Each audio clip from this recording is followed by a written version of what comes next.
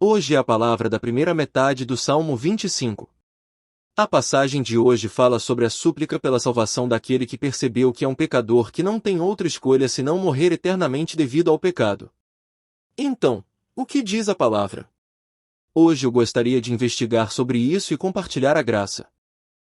Primeiro, a passagem de hoje fala sobre a súplica pela salvação daquele que percebeu que é um pecador que não tem outra escolha senão morrer eternamente devido ao pecado.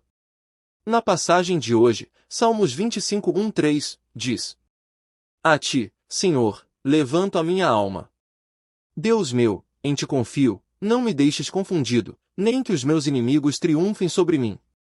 Na verdade, não serão confundidos os que esperam em ti, confundidos serão os que transgridem sem causa. A ti, Senhor, levanto a minha alma. Através da lei de Deus que Ele nos deu, passamos a conhecer e perceber o que é realmente o pecado. Por exemplo, ao ver os 10 mandamentos, passamos a saber que não servir a Deus e servir a ídolos é pecado. Além disso, passamos a saber que não honrar os pais é pecado, adultério é pecado, ganância é pecado, ter inveja e ciúme é pecado, engano, fraude, traição, mentira. O que quer que seja, agir afastando-se da palavra de Deus é pecado. Não, passamos a conhecer e perceber que não amar fervorosamente a Deus é pecado, não amar o meu próximo como a mim mesmo é pecado, não ser capaz de perdoar os outros, não ser capaz de compreendê-los, não ser capaz de ceder diante deles é pecado, o que quer que seja, agir longe de Deus é pecado. É isso mesmo. A lei de Deus é como um espelho onde me vejo. Ao me refletir nesse espelho da lei, passo a saber que todos os meus pensamentos, palavras, atos, todas estas coisas estão manchadas de todo tipo de maldade e transbordam de todo tipo de iniquidade. Não é assim? Ao nos examinarmos, não é nada difícil descobrir a si mesmo correndo em direção a todo tipo de maldade, comendo e bebendo todo tipo de maldade e vivendo dentro de todo tipo de maldade desde o momento em que abrimos os olhos na cama pela manhã. Tal alma, ao perceber que é um pecador que não tem outra escolha senão morrer eternamente devido ao pecado, que não tem outra escolha senão cair naquela perdição eterna, passa a suplicar a Deus por essa salvação lamentando e gemendo. Ó Deus! O que devo fazer com este pecador? Sou um pecador que não tem outra escolha senão morrer eternamente devido ao pecado, que não tem outra escolha senão cair naquela perdição eterna. Portanto, salve este pecador, e assim se agarra a Deus por essa salvação. Aqui, levanto, ou olhar para cima, significa tomar, agarrar. Isto representa que uma alma que não tem outra escolha senão cair naquele eterno lago de fogo se agarra a Deus para sua própria salvação. Deus meu, em ti confio, não me deixes confundido, nem que os meus inimigos triunfem sobre mim. Aqui, confio significa acreditar, confiar, depender, indicando que para a salvação, a pessoa acreditou em Deus, confiou nele e dependeu dele. Então, em que de Deus a pessoa exatamente acreditou, confiou e dependeu? Ao ver esta Bíblia, podemos ver que ela apresenta Deus como aquele que estabeleceu o plano de salvação para nos salvar, nós seres humanos, que não temos outra escolha senão morrer eternamente devido ao pecado e cair naquela perdição eterna. E como aquele que trabalhou arduamente para cumpri-lo e consumá-lo, foi precisamente nisso que a pessoa acreditou, confiou e dependeu. Por isso, pede que não seja confundido. Dito de outra maneira, pede que não caia naquela perdição eterna, naquela morte eterna. Como acreditei, confiei e dependi totalmente da aliança de Deus, pede que não me deixe cair naquele eterno lago de fogo do inferno. Também, aqui, inimigo se refere às forças de Satanás que me seduzem e tentam para cometer todo tipo de pecado e assim me empurrar para aquela perdição eterna. É isso mesmo. Estas forças de Satanás são seres que, desde o princípio, tramam para que o ser humano caia naquele eterno lago de fogo do inferno, seduzindo e tentando. Não, são seres que reinam sobre nós seres humanos fazendo-nos cometer pecados que atraem o julgamento de Deus, e que desfrutam e se alegram com isso. Pede que tal inimigo não me vença nem cante vitória sobre mim. Ao dizer isto novamente, é pedir a Deus que me salve, que não me deixe cair naquele lago de fogo do inferno e que me conceda a graça de poder entrar naquele reino dos céus eterno. Na verdade, não serão confundidos os que esperam em ti, confundidos serão os que transgridem sem causa. Aqui, os que esperam em ti se refere a quem espera, anseia e põe a sua esperança em Deus em relação a essa salvação.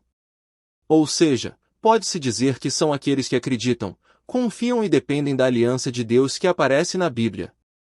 Em outras palavras, refere-se àqueles que acreditam no Filho unigênito que Deus envia, nos méritos do seu sangue precioso. Também, aqui ser confundido refere-se a sofrer o julgamento de Deus e cair naquele eterno lago de fogo do inferno. E aqui dos que transgridem sem causa, ou os que enganam sem motivo, refere-se a quem, em vão e sem razão, não acredita na aliança de Deus e a trata com falta de sinceridade. Ou seja, refere-se àqueles que ignoram e desprezam os méritos do sangue do Filho unigênito e não acreditam de modo algum. Loucos! Onde dizem que há um julgamento de Deus? Tudo isso são apenas histórias inventadas e criadas para a religião, referindo-se àqueles que ignoram e desprezam os méritos do sangue do Filho unigênito.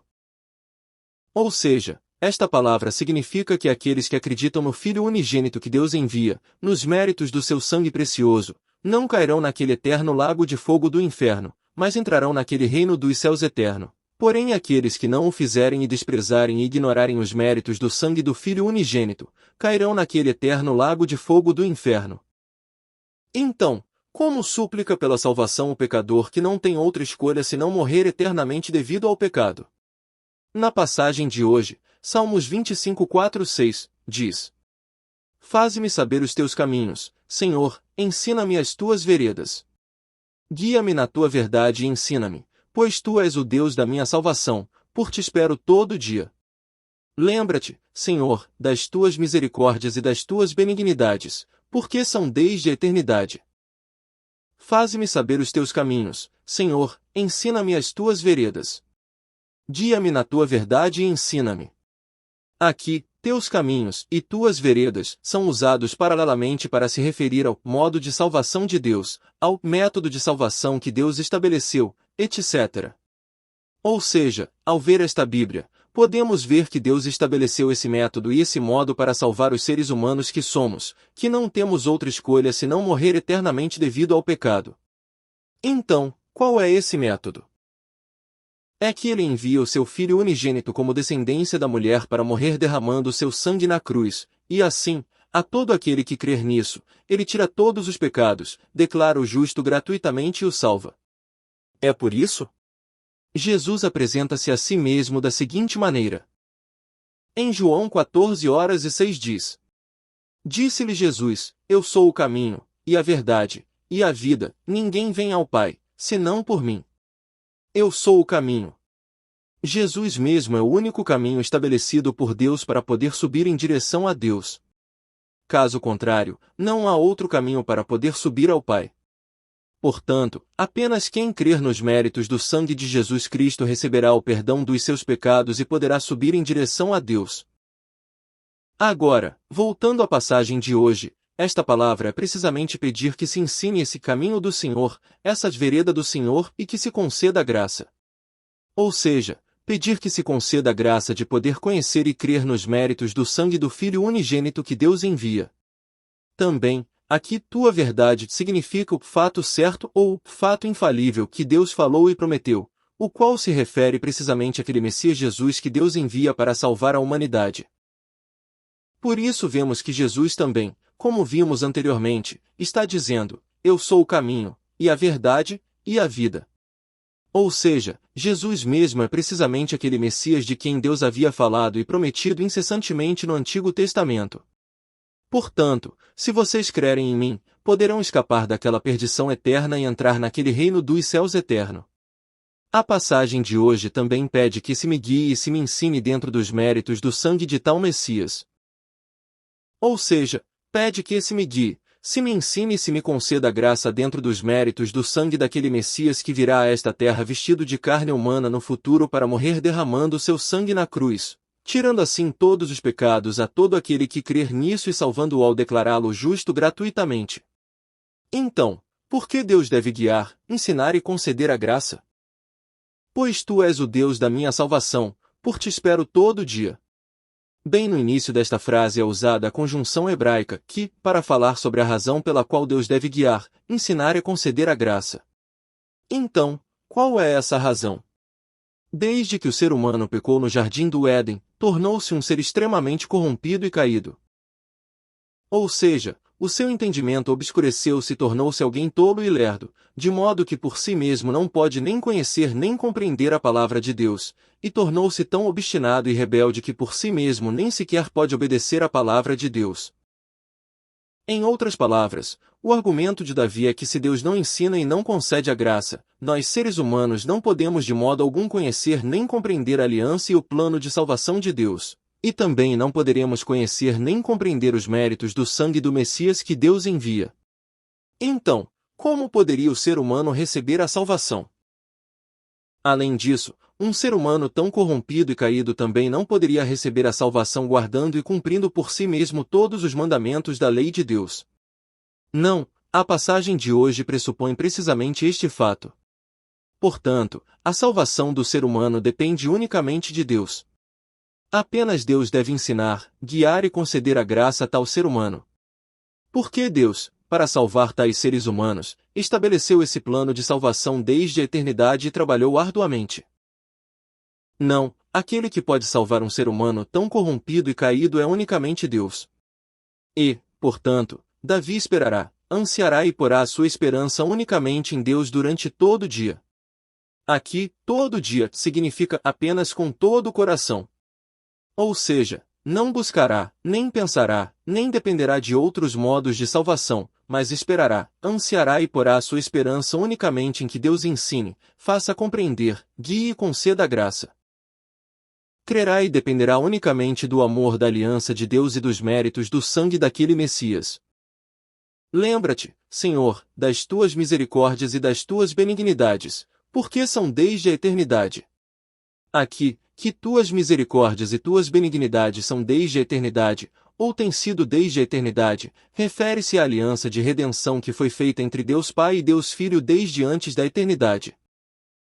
Ou seja, antes da eternidade, Deus Pai e Deus Filho planejaram ter misericórdia de nós seres humanos, que não temos outra escolha senão morrer eternamente devido ao pecado, e conceder-nos o amor da aliança, refere-se precisamente a isto.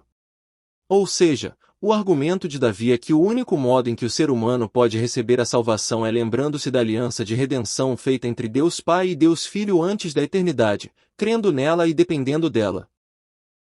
Dito de outra maneira, para que o ser humano corrompido e caído, que nunca pode salvar-se por si mesmo, receba a salvação, deve lembrar-se de tal aliança de redenção, ou seja, da misericórdia de Deus e do amor da aliança de Deus, e agarrar-se a isso pela fé.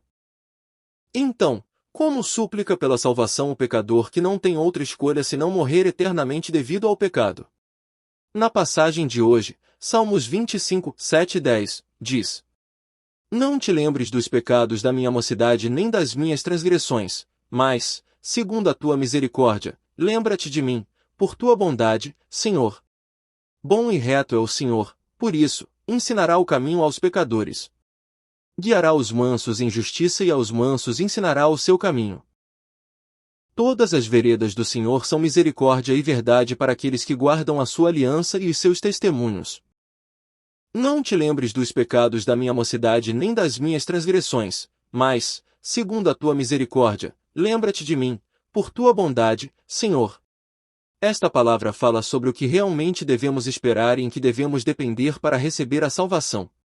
Aqui, pecados da mocidade e transgressões significa pecados e faltas da infância, pecados e faltas da etapa jovem, usado de maneira sinedóquica para representar todas as maldades que o ser humano comete enquanto vive. Ou seja, os seres humanos vivemos cometendo inúmeras maldades desde que nascemos até que morremos. Se observarmos detidamente até esses pequenos bebês, vemos todo tipo de avareza, ganância, inveja, ciúme, contendas, irritabilidade. Vemos que de maneira alguma são justos nem santos. Também os idosos de 80 ou 90 anos têm todo tipo de avareza, libertinagem, inveja, ciúme. Não sendo capazes de amar fervorosamente a Deus nem amar o próximo como a si mesmos. Representa todas estas maldades dos seres humanos. Mas o fato de enfatizar a mocidade parece ser porque se cometem especialmente mais maldades na etapa jovem. Ou então, pode referir-se às maldades de quando a fé ainda não tinha crescido. Seja como for, Davi pede que não se lembre de todos os pecados e transgressões que cometeu enquanto vivia nesta terra. Aqui, não te lembres, significa que ele tira todos os pecados e os perdoa. Também aqui, tua misericórdia e tua bondade têm o mesmo significado, enfatizando o amor da aliança de Deus. Ou seja, refere-se ao maravilhoso amor de Deus, à sua bondade, que envia o seu Filho unigênito para salvar o pecador e até o faz morrer derramando seu sangue na cruz. Dito de outra maneira, Davi diz que não tem nada que possa apresentar para receber a salvação da parte de Deus. Não é assim? Alguma pessoa poderia apresentar, para receber a salvação, que viveu mais bondosamente do que outras, que foi mais justa, que se esforçou mais ou que fez mais serviços. Ou também poderia apresentar a sua própria justiça, méritos, poder, bens, erudição, posição, ou o fato de ser missionário, pastor. No entanto, vemos que Davi espera e depende unicamente do amor da aliança de Deus e da sua bondade. Não tenho nada a apresentar para a salvação. Sou apenas um pecador que não tem outra escolha senão morrer eternamente devido ao pecado. Portanto, pede que Deus, com esse amor da aliança e essa bondade, tire todos os meus pecados, me perdoe e assim me salve. Então, como agirá Deus? Bom e reto é o Senhor, por isso, ensinará o caminho aos pecadores. Aqui, bom e reto é o Senhor significa que Deus não é de modo algum alguém que minta, que engane ou que iluda. Pelo contrário, Deus é alguém que, uma vez que promete, sem falta o guarda, o cumpre e o consuma. Também aqui, o caminho refere-se ao modo de salvação de Deus mencionado anteriormente. Ou seja, podemos ver que Deus envia o seu Filho unigênito e o faz morrer derramando seu sangue na cruz para tirar todos os pecados de todo aquele que crer nisso, declarando o justo gratuitamente salvando, refere-se precisamente a isto. Também aqui ensinará significa ensinar, fazer chover, lançar, indicando que Deus salvará a nós pecadores guiando-nos e ensinando-nos como se fizesse chover do céu, ou como se lançasse o pecador dentro dos méritos do sangue daquele Messias. Isto sugere uma salvação através da graça irresistível de Deus, que não se pode rejeitar nem a que se pode opor resistência. Guiará os mansos em justiça e aos mansos ensinará o seu caminho. Aqui, mansos, ou humildes, significa pessoas modestas, referindo-se a quem, percebendo que é um pecador que não tem outra escolha senão morrer eternamente devido ao pecado, recebe e crê em Jesus, o Messias enviado por Deus. Ou seja, podemos saber que os soberbos são aqueles que nem sequer acreditam que Deus existe e se consideram justos a si mesmos, e como resultado, ignoram e desprezam os méritos do sangue daquele Messias.